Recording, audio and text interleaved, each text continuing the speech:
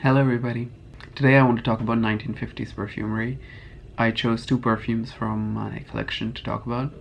One I just recently discovered, so I'm really excited. 1950s in perfume was an interesting time because if you look at 40s is really cram-packed with a lot of the iconic perfumes. The 50s, on the other hand, were a very sort of unusual and exciting time for perfume because the post-war consumerism was changing the way perfume was being produced and used. So for the first time, concentrations were being made for marketing reasons and also to be able to create more product. Before the war, women were using perfume in perfume form, which meant that it wasn't divided by eau de toilette or eau de parfum or the many different variations that we have today. Back then, the perfume industry had not got on to the concept of really capitalizing by dividing up perfumes into different categories and then more. So 50s from that point of view created some really nice perfumes which aren't really remembered today. Some because of the fashion house that they were created for, or some just because the companies which produced them went on to create even more perfume and they're remembered for that.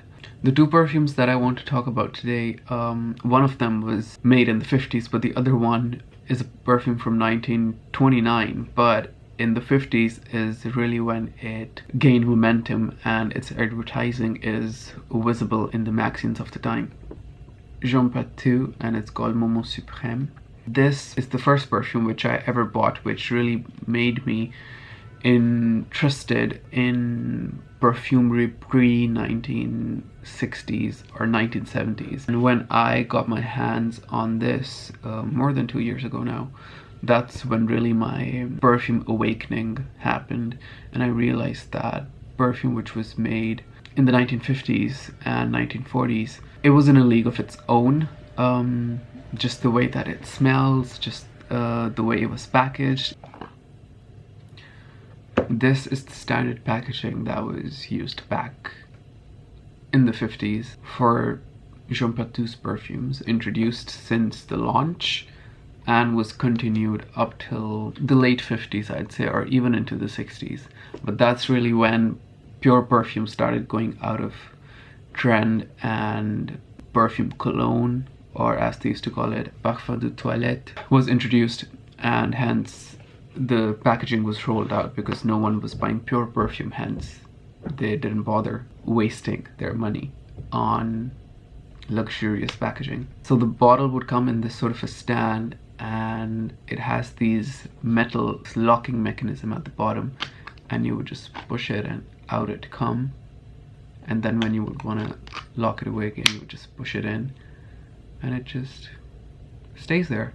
Moment Suprême is one of those perfumes, if you smell it in its original form, you'll really understand the art of perfumery that was being utilized pre-consumerism, pre-regulations, really in a time when perfumery was gaining momentum in terms of new technology, and a thirst was there to produce and make perfumes that were driven by an artistic drive behind them, not a commercial. It's extremely beautiful. This perfume is heavy on the amber, very warm perfume, and you can smell this like really strong, vivid, syrupy dose of flowers, rose and jasmine definitely, and the amber is sort of built in a way which amber is an ingredient that is usually known for its warmth. I'd say it's sun-like quality, and it also has a certain sweetness to it, sometimes which can also come across as almost bitter, because it tends to be like that when it's really strong. But in Momo Supreme, it's a very bright, sunny amber, and the flowers complement it in such a way that it makes it a very fresh fragrance at the same time. Looking through the Vogue's and Women's Wear Daily archives of the 50s, Momo Supreme was advertised as a summer and spring perfume. When I first smelled this, I thought that this would be perfect for the wintertime because I somehow always associate amber with cold weather. But I think this perfume is an exception when it comes to amber, in that it can be utilized in winter and summer and spring. I'm just gonna stop smelling it. I think it's an amazing experience to be able to find perfume from this era in its entirety, in its original form. Of course, as time goes by, chemicals deteriorate and perfumes do start to lose their original smells, but I was able to experience this perfume the best that I could. This also reminds me of Prada Amber. The reason being that it's an amber perfume, but I mentioned that as well because the amber here is as punchy and as pungent as it is in Amber by Prada.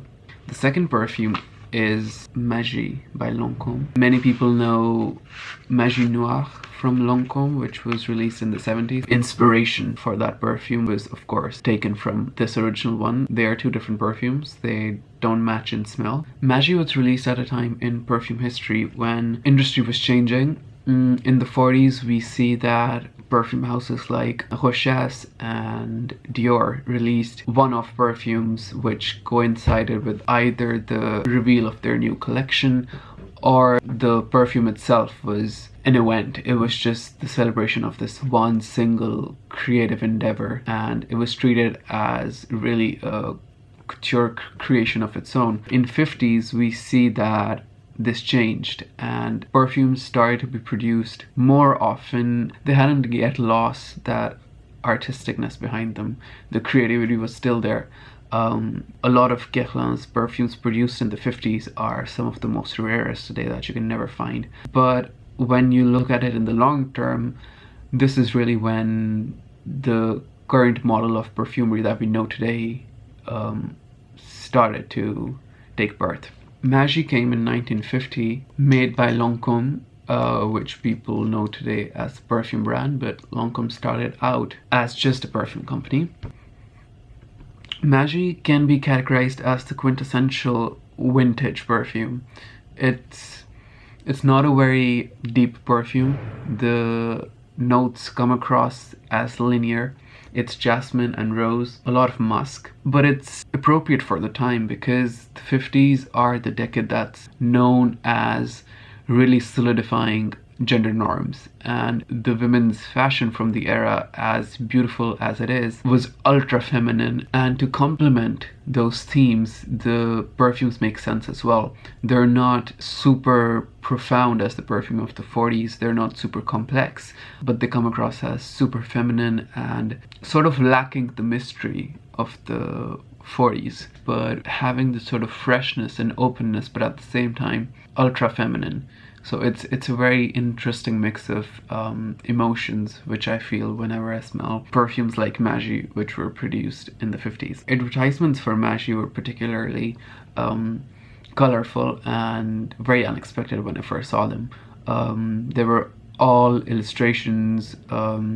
They utilized these fairy tale sort of images, sort of with an orientalist touch, but at the same time capturing the mood of the previous Lancome print ads as well. I think Magie, as well as any of the perfumes that have been produced at the turn of the decade, is a good way to understand the way femininity was expressed through perfumery. Compared to the 40s and 30s, Magie was lighter, Magie was fresher, Magie wasn't as dark and as stern as the other perfumes. And I think in that sense, Magie is a wonderful perfume to smell and to understand the context. Jean Patou and Lancome are two of the brands which have a long list of perfumes in their catalog, and it's always nice to visit them, revisit them, or discover new ones. I really hope you enjoyed this video. I'll see you in the next one. Goodbye.